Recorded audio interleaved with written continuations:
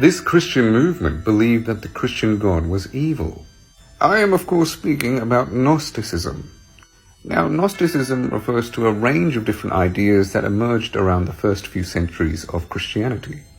Much of what we knew about Gnosticism was actually lost. Our knowledge of it mostly came from those that criticized it.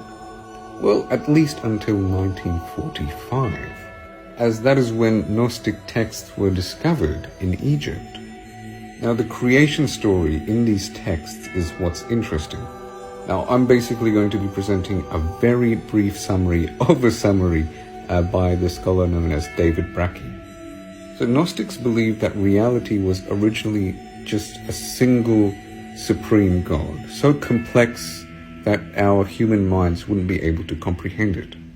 But over time, this God started to produce other deities known as eons. It produced quite a few, and they were basically in pairs, having a male and female counterpart. Now, they all existed within this great spiritual realm. But here's where things got a little messy.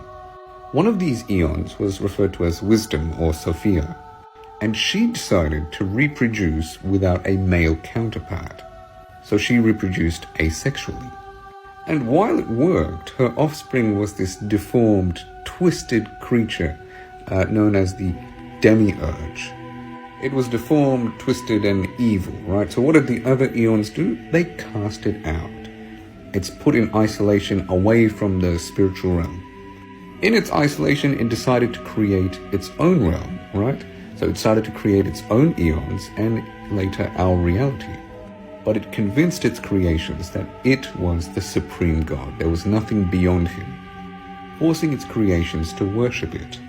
But because it's so imperfect, its creations are imperfect, which is why our world is full of suffering and pain, according to the Gnostics. And according to the Gnostics, the Demiurge is the God of the Old Testament. So the goal of the Gnostics, at least those that believed in this creation myth, was to realize the reality of our existence. Of course, Christians didn't really like this whole conspiracy theory about them, so that's why Gnostic texts are so rare. They were burnt, destroyed throughout history.